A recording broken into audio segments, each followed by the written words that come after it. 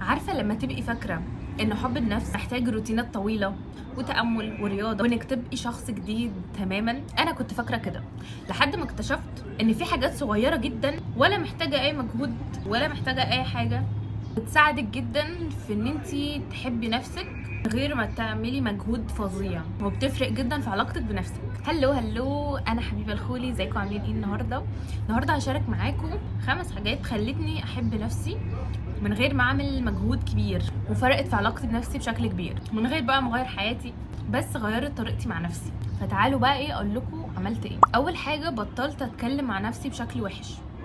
يعني لما كنت بقول ان انا غبيه، انا فاشله، انا حاجات كتير، حتى لو كان بشكل فيه هزار، وحتى لو انا مش بقولها بشكل مباشر، بس مجرد ايحاء لنفسي ان انا الشخص ده. وطبعا انتوا عارفين ان عقلنا الباطن ما بيفرقش بين الحقيقه والخيال، هو بس بياخد الاوردر اللي انتوا بتقولوه وبينفذه، بيفتكروا حقيقه. يعني حتى لو الحاجه، يعني حتى لو انت قلتي ان انت غبيه وانت مش غبيه، هو مش هيفرق، يعني هو هياخد الاوردر ان انت غبيه فعلا. فحتى لو انت اديتي له ايحاء، فمع الوقت اكتشفت ان انا ببرمج دماغي على الكلام اللي انا بقوله لنفسي ده، حتى لو كان زي ما انا قلت لكم بهزار او حتى ايحاء. فاول عاده عملتها، حتى لو انا غلطت، قلت لنفسي كلام قاسي، اقول عادي بتعلم، مش انا فاشله بقى والكلام ده. والغريب مجرد التغيير كلام خلاني احس ان انا استاهل احترام اكتر، واستاهل حب، وبحس ان انا بزيد اكتر ثقه بنفسي. تاني حاجه عملتها وهي بطلت اقارن حياتي بحياه غيري. بصراحه كان بقالي فتره كبيره بفتح السوشيال ميديا كتير واحس اني متاخره او ان الناس سبقتني وانا واقفه في مكاني ما بعملش اي حاجه وكل الكلام ده.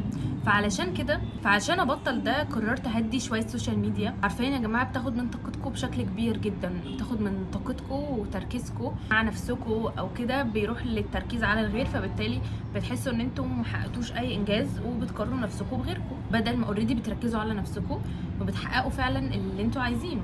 واظن الناس عارفه ده كويس جدا ايه هي اضرار السوشيال ميديا، فقللت منها كتير.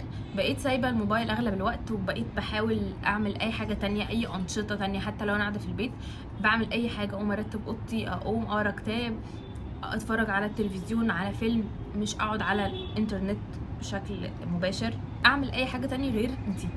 فقومي سيبي الموبايل، سيبي السوشيال ميديا، قومي بطلي سكرولينج، قومي ساعدي مامتك، قومي اغسلي المواعين، قومي اطبخي لك اكله جديده، ايا كانت النشاط اللي انت هتعمليه. المهم تسيبي التليفون شويه. المهم ابعدي عن المقارنات والموبايل، ان طبعا مقارنات مش حقيقيه ومش عادله لنفسك. دلوقتي بقى لما بشوف حد ناجح بقول مثلا الشخص ده طيب نجح ازاي، او هو حلو طيب حلو ازاي، وبسأل ازاي مش ليه. لان انت لو تقعد تقولي ده حلو ليه ومش عارفه ايه والحاجات دي، هتدي لنفسك مبرر ان انت كده هتلاقي تلقائيا تسالي ربنا ليه مثلا للفلان ده الحاجه دي كده. لكن ان انت تقولي ازاي، او اللي هو طب ازاي هو بقى حلو، ايه اللي هو عمله عشان يبقى حلو، فبالتالي هتلاقي السؤال اتلف يعني ايه اجابته من عندك انت. المهم تعرفي ان انت لما تشوفي حد حلو او حد ناجح يكون من جواكي كده ان ده مش دليل ضدي، بالعكس ديت ممكن تكون مسج ان انا ازاي ابقى زيه. فاسال السؤال تاني بقى ازاي. واعرفي ان كل واحد ليه توقيته الخاص بيه، ليه طريقه بيمشي فيه، مش لازم تمشي على ساعه حد غيرك.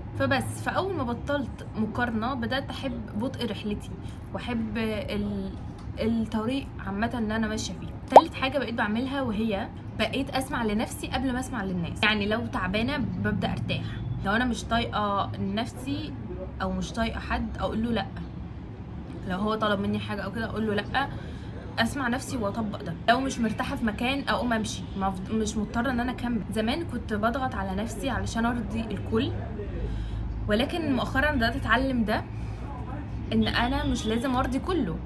حد عايز يزعل، المهم انا هكون مرتاحه. فدلوقتي بقيت بسال انا محتاجه ايه، اسمع لنفسي كده. هل محتاجه اروح المشوار ده ولا لا؟ هل محتاجه ان انا اقعد مع الناس دي اللي هي بتضايقني ولا لا؟ فلما تبداي تسمعي لنفسك اكتر، تشوفي انت عايزه ايه، انت محتاجه ايه، هتبداي تحسي ان انت كده شايفه نفسك، حاسه ان انت موجوده، حاسه بقيمتك.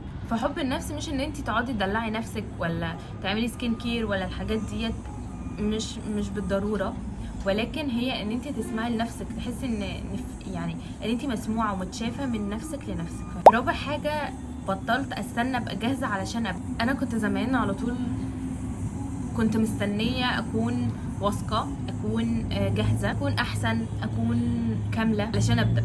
بس الحقيقه هي ان مفيش لحظه اسمها جاهزه، او مفيش حاجه اسمها دي فرصه فانا لازم اخدها ومش عارفه ايه.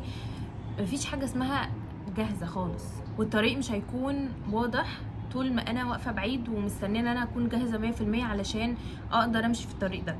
لا، انت كل لما بتبداي يعني تبداي كده تقفي في الطريق، وكل لما بتبداي وتمشي خطوه بخطوه الطريق هيبقى اوضح واوضح. فبدات وانا خايفه وانا متردده، بس المهم تبداي حتى وانت مش عارفه النتيجه، فهماني؟ لان زي ما انا قلت لك خطوه بخطوه هتبداي تشوفي الطريق اوضح. فده خلاني ان انا احترم نفسي اكتر علشان ما هربتش من ان انا استنى اكون كامله او جاهزه علشان امشي في الرحله دي. فواجهي نفسك بالحقيقه وابدأي طريقك حتى وانتي خايفه ومتردده. خامس حاجه عملتها وهي اني عملت نفسي كاني شخص بحبه. سالت نفسي سؤال بسيط، لو الشخص ده اللي هو انا، صاحبتي او طفل صغير، هل انا يعني هعملها ازاي؟ هقول لها ايه؟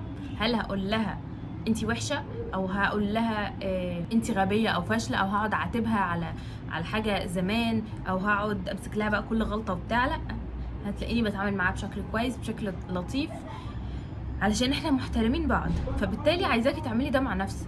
انتي بتحاولي وده كفايه لوحده، وانتي اصلا كفايه زي ما انتي، مش محتاجه ان انتي تقعدي تعملي حاجات عشان تثبتي نفسك لحد، او ان انتي عشان ترضي حد او كده. لا، انتي كفايه زي ما انتي. فاقعدي قولي لنفسك الكلام ده. فبدات اقول لنفسي الكلام ده، بدات احس شويه، فبدات اقول الكلام ده لنفسي، وصدقيني الفرق كان كبير قوي بشكل ما انتي تتخيلي، واثر على علاقتي بنفسي بشكل كويس. بس خليني اقول لك حاجه، ولا عاده من دول خلتني اتغير فجاه، ولا غيرت حياتي يعني في يوم وليله. ديت رحله، ولا بقيت انسانه مثاليه. هي بمثابه رحله انا اخدتها علشان احقق ده، حتى لو انا وقعت في النص شويه، بس ستيل انا لسه مكمله في رحلتي دي. فعايزه اقول لك ان كل عاده صغيره من دول قالت لي انت تستاهلي معامله اهدى، معامله فيها احترام، معامله فيها تقدير. فلو انت سامعه الفيديو ده وحاسه انك قاسيه على نفسك، جربي عاده واحده بس، مش شرط تجربيهم كلهم، جربي عاده واحده بس، وصدقيني هتلاقيها بدات واحده واحده تغير علاقتك بنفسك. بعدها كملي بقيه العادات وبجد قولي لي رايك في الفيديو ده، وقولي لي رايك عامه لما تجربي. عايزه الفيدباك تحت في الكومنتس. يمكن حب النفس مش حاجه نعملها، بس يمكن تكون حاجه نبطل نعملها لنفسنا. عايزاكي تشاركيني في الكومنتس تحت ايه الحاجات اللي كنت بتعمليها وهتبطلي تعمليها علشان تحبي نفسك اكتر. بس زي ما قلت لكم، عايزه اعرف رايكم في الكومنتس تحت. الفيد لو انتوا بتعملوا العادات ديت، لو انتوا بتعملوا العادات دي قبل لسه هتبداوا تعملوها، فايه هي العاده اللي هتبداوا تعملوها بعد ما خلصتوا او بعد ما شفتوا الفيديو ده؟ فعايزه اعرف رايكم تحت في الكومنتس. بس كده.